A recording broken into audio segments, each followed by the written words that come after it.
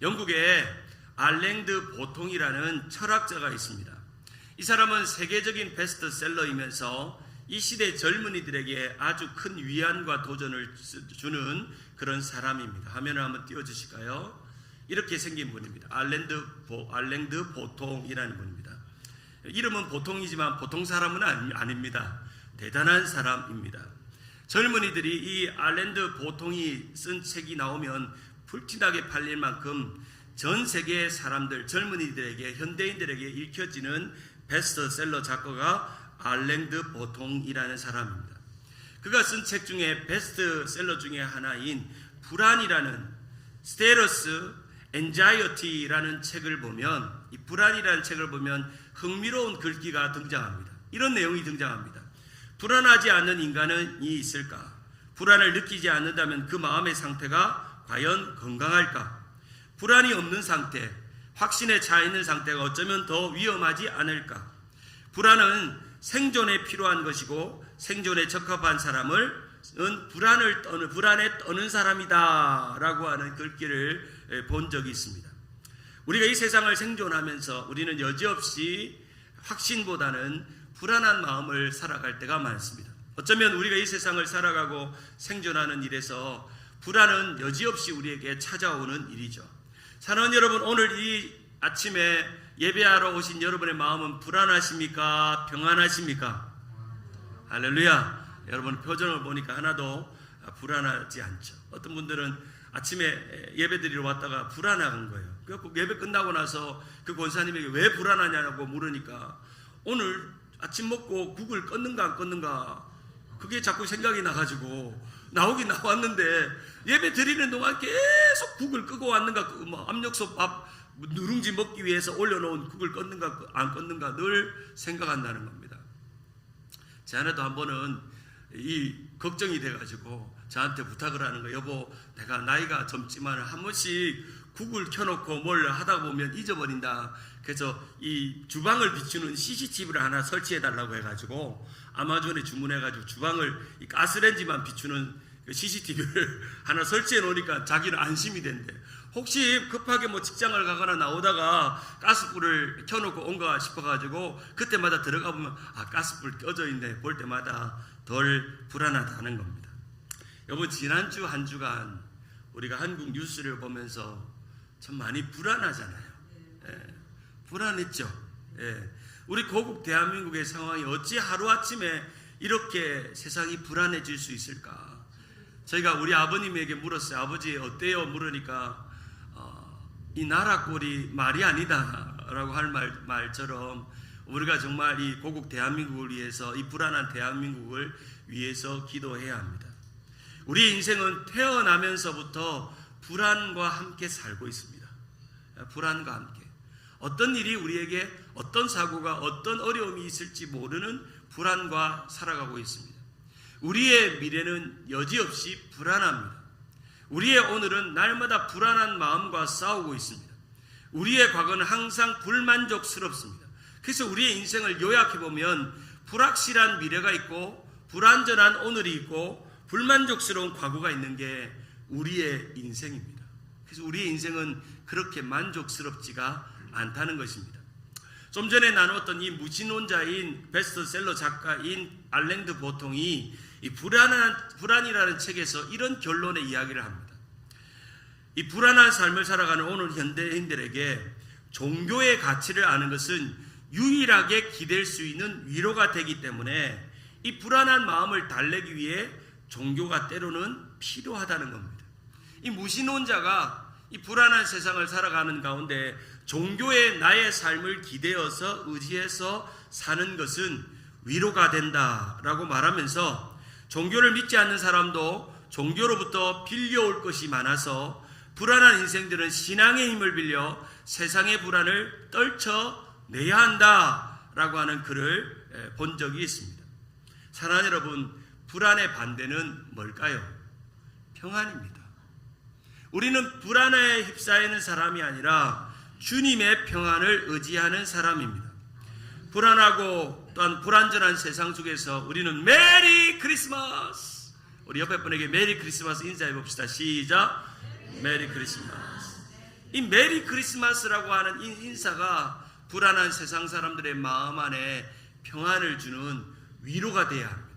세상은 해피 할러데이에는 평안이 없습니다. 여전히 할러데이에도 사건 사고가 나고 어려움이 일어나지만 우리는 우리 아파트에서 미국 사람을 만나거나 누구를 만나도 우리는 12월 한 달 동안 메리 크리스마스 하는 이 인사 속에서 내 마음의 불안한 마음은 다 떠나가고 나는 평안한 마음으로 주님의 평화의 왕으로 또한 평안을 우리에게 주신다고 약속하셨기 때문에 우리는 이 세상의 불안한 세상 속에서 메리 크리스마스 인사하면서 평안을 전해야 합니다. 요한복음 14장 27절에 보면 평안을 너에게 끼치노니 곧 나의 평안을 누구에게 주노라? 너에게 준다고. 여러분에게 준다고 했잖아요. 주님을 모시고 사는 사람은 불안하지 않습니다. 믿습니까? 주님과 함께 찬양하며 예배하는 사람은 불안하지 않습니다. 믿습니까?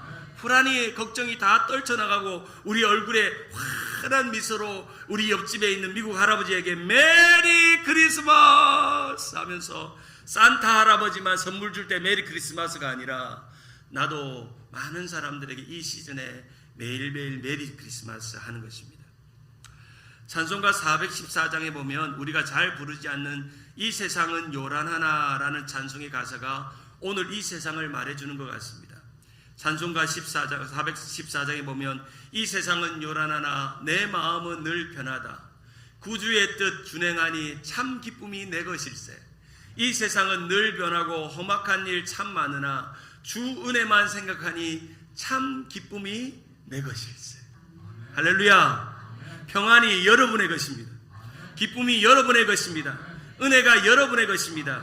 그래서 찬송가 412장에 보면 내 영혼의 그 깊은 데서 4절을 보면 우리 같이 한번 4절만 같이 한번 불어볼까? 이 세상의 험한 길 가는 동안 참된 평화가 어디 있나? 우리 모두 다 예수를 친구 삼아 참 평화를 누리겠네. 우리 함께 4절만 같이 한번 불러봅시다. 시작.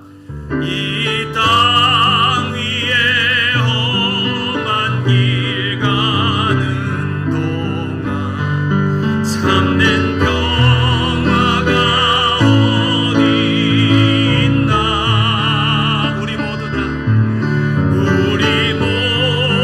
다 예수를 친구 삼아 참 평화를 누리. 두 손 높이 들고 찬양합니다. 평화로다. 평화로다.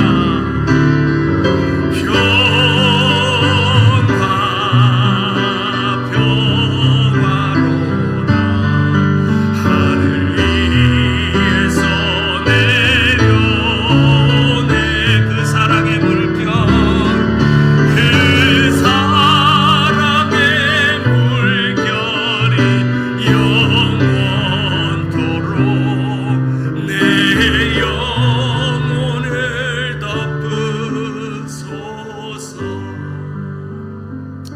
이 세상은 험한 길, 불안한 일들 수없이 반복적으로 일어나고 한 주 사이에 나라는 뒤집히고 지도자는 흔들리고 세상은 불안하고 또 내일은 어떤 일이 어떻게 우리를 흔들어 놓을지 알 수 없는 불안한 세상 속에서 우리는 하늘의 평화를 누리고 평안을 주시는 친구를 예수님으로 삼으며 우리는 평화 하늘 위에서 오늘도 불안한 세상 속에 내게 임하는 그 평안을 기쁘다 구주 오셨네 메리 크리스마스 외치며 그 평안을 살아내고 누리며 경험하는 여러분 되기를 주님의 이름으로 축원합니다.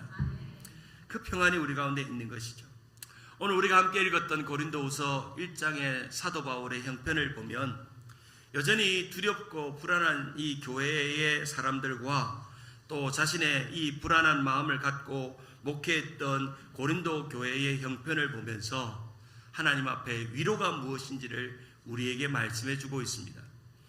정말 이 고린도후서 1장은 고린도 교회가 이 바울에게 했던 일을 생각해 보면 전혀 위로와 어울리지 않습니다. 상처가 더 어울리는 교회가 고린도 교회입니다. 많은 문제와 갈등을 일으켜서 목회하는 이 바울의 마음을 힘들게 했던 교회였고 바울 자신에게도 고난과 상처를 많이 주었던 교회가 어느 교회라고요? 고린도 교회였습니다. 바울은 고린도 교회를 이해했지만 고린도 교회는 바울을 오해했습니다. 바울은 고린도 교회를 사랑했지만 고린도 교회는 바울을 비난했습니다. 오해받고 비난받는 일이 너무나도 많았던 목회지가 어느 교회라고요? 고린도 교회였습니다. 바울은 고린도 교회가 부흥하고 잘되기 원했지만 이 고린도 교회는 자기들끼리 너무 싸움이 많았던, 니 잘났다 내 잘났다 싸우면서 그런 신앙도 뜨거울 뿐 아니라 사람들끼리 서로 다투고 오해하고 싸우는 그런 교회였습니다. 비난과 오해와 다툼의 한가운데 바울이 있었습니다. 그 교회의 문제를 해결해야 했습니다. 그 어려움이 있었습니다. 그들의 문제가 불똥이 튀어서 바울에게 불똥이 튄 것입니다. 바울이 뭐 잘못한 것도 아닌데 네가 사도가 맞냐, 네가 목사가 맞냐 손가락질하며 그랬던 교회가 이 고린도 교회였습니다. 목회하는 이 바울의 마음은 갈기갈기 찢겨졌고 위로는커녕 상처만 가득한 교회, 상처투성이 마음의 응어리만 가득한 교회였습니다. 복음을 위해 이 고린도 교회를 세워서 이 교회를 온전히 이끌기를 원했지만 그들끼리 찌부락 싸우다가 결국에는 바울까지도 비난했던 그런 그릇된 교회, 참 버리고 싶은 교회, 참 떠나고 싶은 교회가 어떤 교회였다고요? 고린도 교회였습니다. 고난하면, 고난을 주었던 생각을 하면, 이 고린도 교회를 생각하면 너무 마음이 힘들었습니다. 고린도후서 1장 8절에 보면 형제들아 우리가 아시아에서 당한 환난을 너희가 모르기를 원치 아니하노니 힘에 겹도록 심한 고난을 당하며 살 소망까지 끊어지고 9절에 우리는 우리 자신이 사형 선고를 받은 줄 알았으니 이는 우리로 자기를 의지하지 말고 오직 죽은 자를 다시 살리신 하나님만 의지하게 하려 하심이라. 바울이 목회하면서 겪는 고난과 어려움과 핍박을 통해서 나는 때로는 살 소망도 잊어버릴 정도로 사망 선고를 받을 정도로 너무너무 힘들고 괴롭고 버거웠지만 그러나 고난의 주님, 십자가의 주님, 부활의 주님을 붙들고 다시 살리신 주님을 붙들고 하나님만 의지하며 오늘 이 편지를 쓰고 있다라고 말씀합니다. 얼마나 힘들었으면 이렇게 살 소망도 사망 선고를 받을 정도로 정말 힘들었을까, 이런 생각을 해봅니다. 이제 3월 16일 우리 박성규 목사님은 우리 교회 원로 목사님이 되시고 타코마로 떠나십니다. 목회는 결코 쉬운 것이 아닙니다. 저도 짧은 목회 기간 담임 목회를 경험하고 본목사 생활을 하지만 참 목회라는 게 쉽지 않다. 성도끼리 문제가 일어났는데 결국엔 그 불똥이 담임 목사에게 튀는 거예요.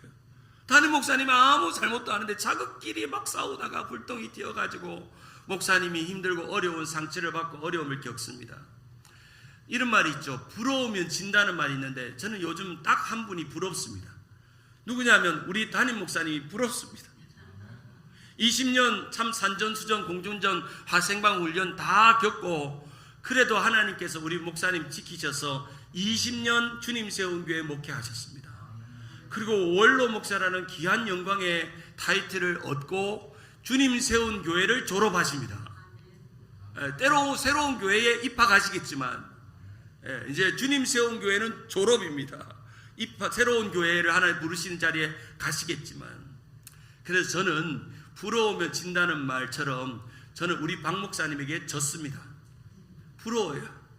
우리 목사님이 이렇게 참 마지막에 위태한 가운데도 하나님이 이렇게 기적같이 건져주시고 그 환난과 핍박과 어려움 속에서도 많은 고난과 어려움 속에 이렇게 견디게 하신 것은 하나님의 은혜가 있고 우리 목사님이 다음 사역지에 하나님의 놀라운 역사를 일으키실 줄 믿습니다.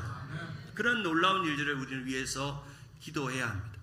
이 고린도후서는 목회하고 있었던 이 바울의 가슴 아픈 이야기가 등장하는 내용이지만 오늘 본문 고린도후서 1장 3절에 이 말 안 듣는 고린도 교회들이여, 이 어리석고 미련한 고린도 교회들이여 라고 욕하거나 비난하거나 판단하지 않고 고린도후서 1장 3절에 이렇게 멋진 말로 시작합니다. 우리 같이 한번 읽어볼까요? 고린도후서 1장 3절 시작. 찬송하리로다 우리 주 예수 그리스도의 하나님이시여 자비의 아버지여 모든 위로의 하나님이시며 라고 고백합니다. 찬송하리로다. 베드로도 찬송하리로다 했던 것처럼 바울도 찬송을 고백합니다. 그의 찬송의 내용은 이것이었습니다. 그는 우리 예수 그리스도의 하나님이시고 또 자비의 아버지시고 그래서 모든 위로의 하나님이 되셨다는 겁니다. 우리의 찬송은 어떤 고난과 어려움과 문제가 있은 것이 중요한 게 아니라 그 고난과 어려움 속에 우리 하나님이 나의 위로가 되었다는 것입니다. 불안한 세상 속에서, 절망적인 세상 속에서 주님이 나의 평안이 되시고 나는 그 주님을 찬양하고 있다고 고백하고 있는 것입니다. 우리의 마음이 힘들고 어려울 때마다, 괴로울 때마다 우리의 삶의 가장 큰 다행은 주님이 오늘도 우리를 위로하십니다. 올 한 해 동안도 여러분들 얼마나 수고가 많으셨습니까? 가정에 얼마나 어려움들이 많았습니까? 기도의 제목이 얼마나 많았습니까? 경제적으로 얼마나 힘듭니까? 먹고 살기가 얼마나 힘듭니까? 또 주님 세운 교회를 이렇게 지켜내기까지 얼마나 힘드셨습니까? 모든 위로의 하나님의 은혜가 여러분 가운데 있기를 주님의 이름으로 축원합니다. 위로가 있다는 거죠. 오늘 고린도후서 1장에 보면 가장 많이 등장하는 한 단어, 위로라는 단어가 10번이나 등장합니다. 어쩌면 한 장에서 가장 많이 등장하는, 위로라는 단어가 가장 많이 등장하는 성경을 찾으라면 고린도후서일 것입니다. 위로. 고린도후서 1장 4절에 보면 우리의 모든 환난 중에 우리를 위로하사 우리로 하여금 하나님께 받은 위로로서 모든 환난 중에 있는 자들을 능히 위로하게 하시는 이로써, 이 한 구절만 해도 위로가 3번 등장합니다. 이 위로라는 단어를 다른 말로 환대라고 바꿀 수 있습니다. 환대, hospitality, 바로 하나님의 베푸심, 먹이심, 돌보심, 그리고 대접해 주심, 그런 위로를 경험하는 것이죠. 고린도후서 1장 5절에 보면 그리스도의 고난이 우리에게 넘친 것 같이 우리가 받은 위로도 그리스도로 말미암아 넘친다라고 말씀합니다. 여기서 위로라는 단어, 파라클레이시스라는 단어가 있습니다. 파라클레이시스 어디서 많이 들어본 좀 헬라어 같죠? 파라클레이시스 서로 연결됩니다. 파라클레이토스는 곁에 계시도록 부름받은 성령님의 이름입니다. 파라클레이토스.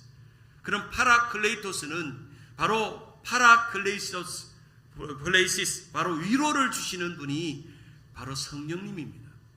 오늘 예배를 드리는 여러분 마음이 불안하고 삶이 두렵고 앞날이 캄캄하고 어떤 사고와 사건이 일어날지 모르지만 오늘도 성령님이 여러분이 예배 드리는 마음 안에 옆에 탁 오셔서 나의 친구 되신 주님이 내게 오셔서 나를 이렇게 품어주시고 토닥토닥 만져주시고 파라클레이시스를 주시는 겁니다. 위로를 주는 거예요. 사랑하는 여러분, 우리 예배가 얼마나 중요합니까? 이 예배는 여러분을 위로하시는 그 성령님을 경험하시는 것입니다. 우리의 위로의 하나님, 우리를 환대하시는 그 하나님을 만나는 것입니다. 바울은 자신의 삶에 위로의 공식, 위로의 포뮬러를 하나 깨달았는데, 첫째는 바울이 고난을 당했습니다. 두 번째는 하나님이 고난 중에 바울을 위로하셨습니다.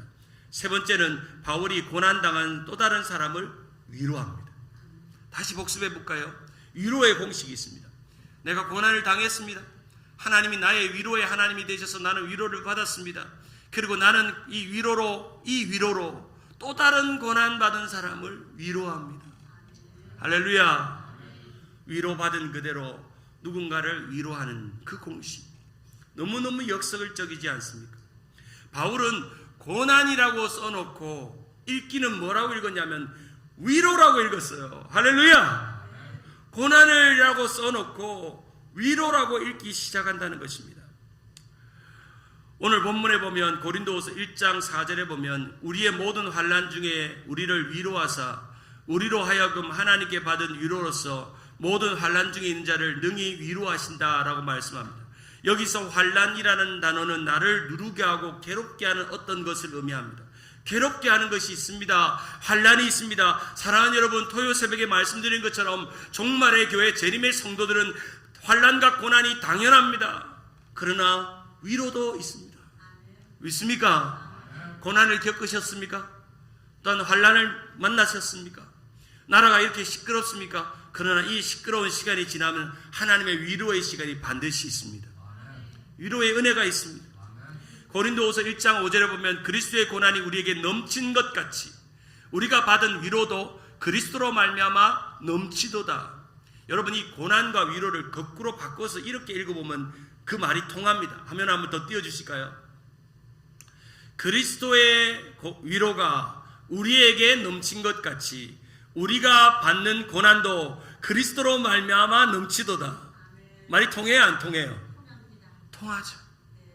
고난을 뒤집어 읽으면 위로로 읽으십시오. 사랑하는 여러분, 여러분의 고난이 옵니까? 그럼 위로로 읽으십시오. 고난이 이렇게 쓰여 있으면 뒤집어 놓고 위로라고 고백하십시오. 하나님, 내 삶에 문제가 많습니다. 질병이 많습니다. 삶에 경제적인 어려움이 많습니다.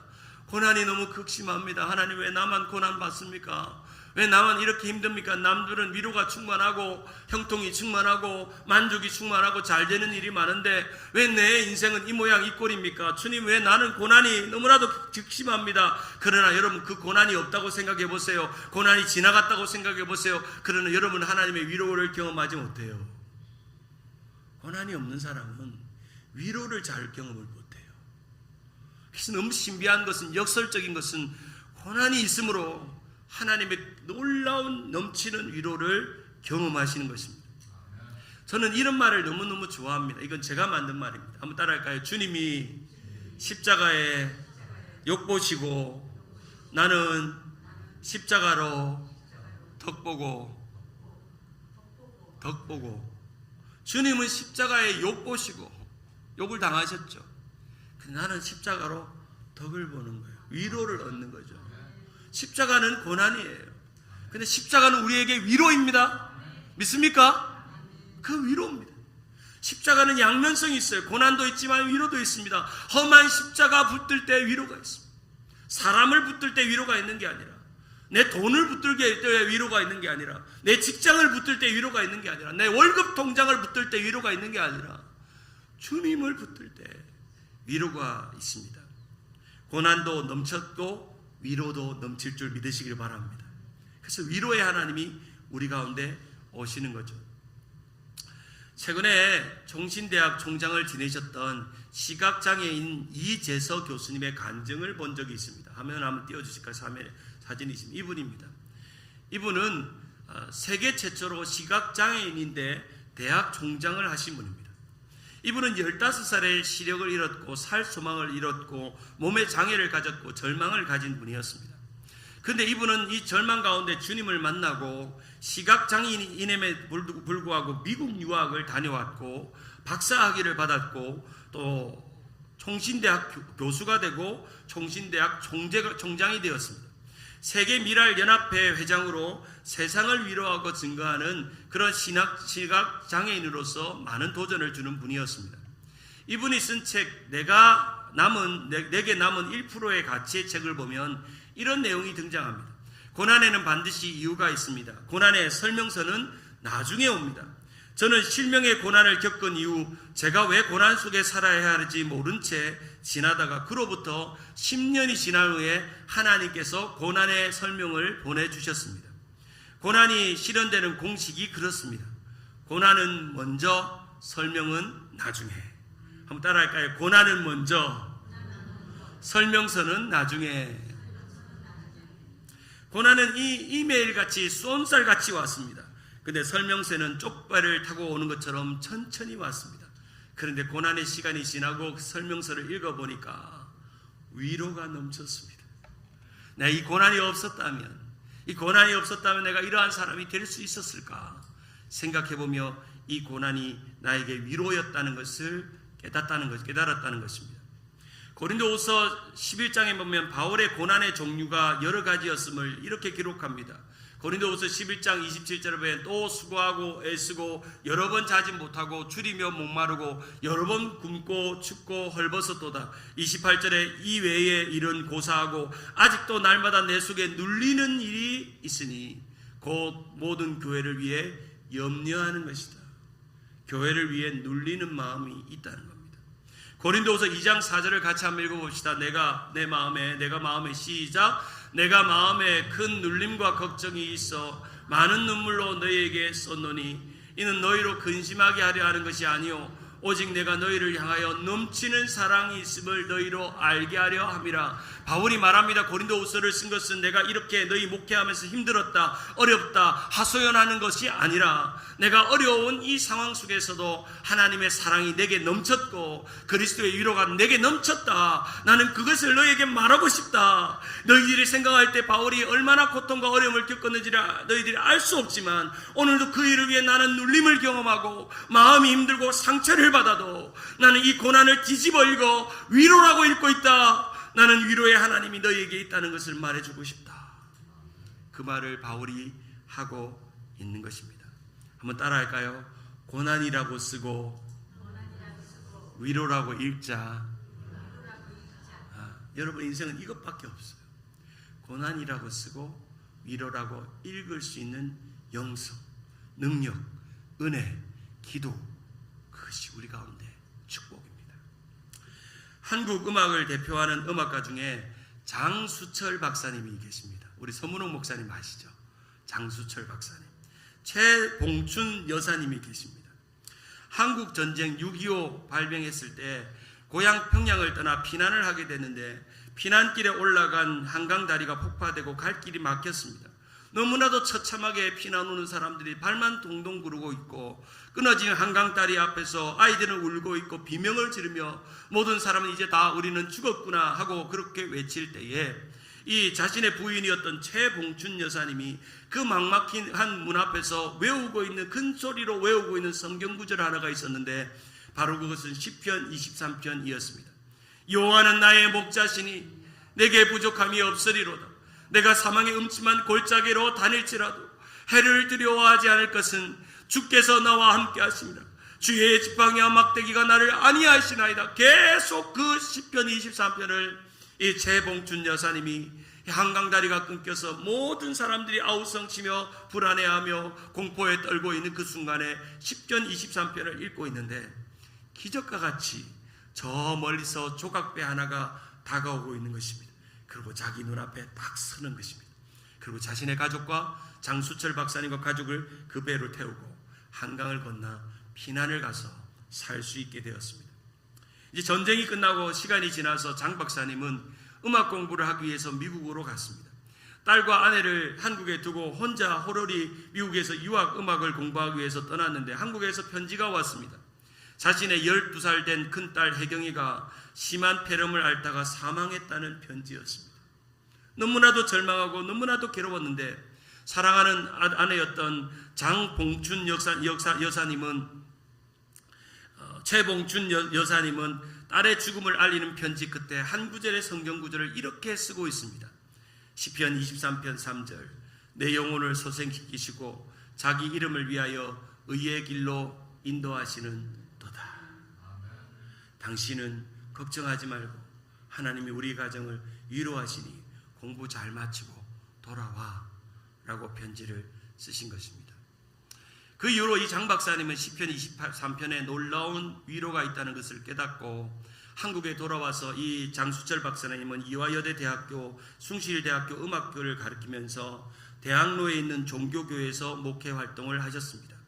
특별히 이 장 박사님은 어린아이들에게 노래를 많이 지어 부르게 했는데 그 중에 어린아이들이 부르는 주는 나를 기르시는 목자요 나는 주님의 귀한 어린 양 푸른 풀밭 맑은 시냇 물가로 나를 늘 인도하여 주신다 하는 이 노래를 지었어요.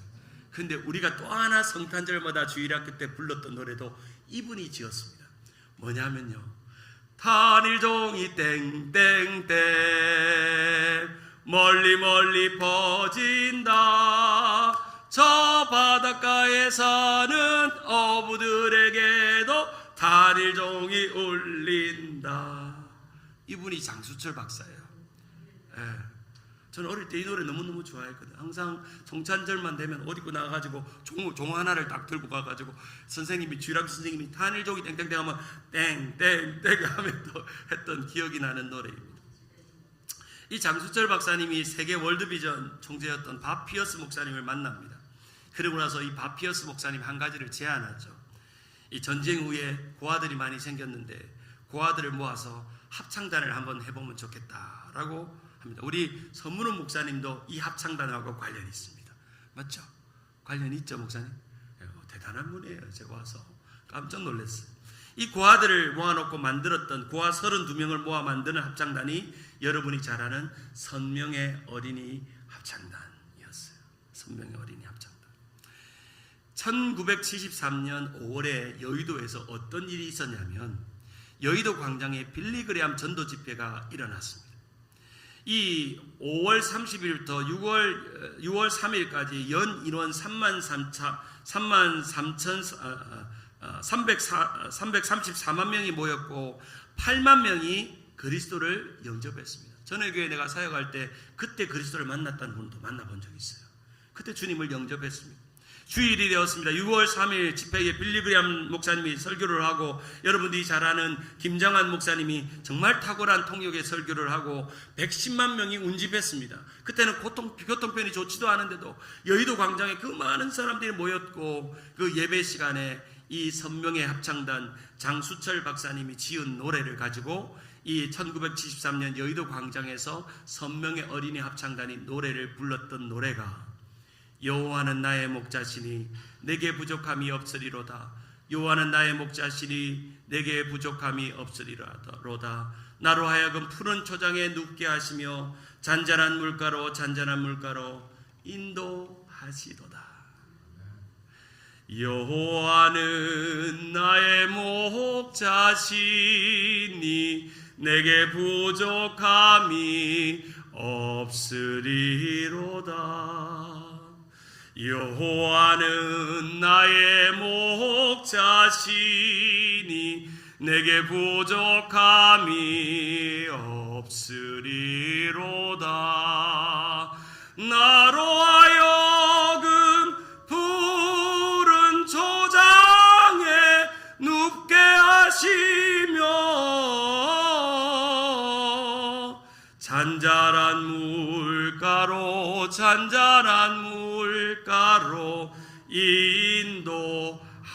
인도하시는도다. 우리 하나님께 영광의 박수 올려드리겠습니다. 제가 조금 목 컨디션이 좋으면 더 잘 부를 건데 아침에 좀 목이 잠겼는데요. 부족함이 없는 위로에 대해서 노래하고 있는 것입니다. 그 여의도에 이 찬양을 들었던 모든 사람들은 눈물을 흘리며 6.25의 전쟁의 폐해 속에서 고아들이 부르는 이 노래 속에서 대한민국은 하나님의 위로가 임했습니다. 저는 1975년생입니다. 73년에 그 일이 나고 와서 제가 그 다음에 태어났는데 제가 75년 이후부터 경제개발이 일어났고 박정희 대통령과 또 경제부흥이 일어나고 대한민국이 전 세계의 선진국 반열에 오르는 놀라운 하나님의 위로를 경험했습니다. 우리는 이 하나님의 위로를 잊지 말아야 될 줄 믿습니다. 고난이라고 썼지만 우리나라 믿음의 선배들은 그것을 하나님의 위로라고 읽고 대한민국을 세웠던 것입니다. 우리는 그 위로가 이 불안한 이 지금 대한민국에 임하기를 위해 기도해야 합니다. 대통령에게 임하기를 기도해야 합니다. 국무요원들에게 임하기를 기도해야 합니다. 그리고 국회의원들에게 임하기를 기도해야 합니다. 이 나라에게 위로를 주신 분이 누구인가? 이 나라를 먹고 살게 하신 분이 누구인가?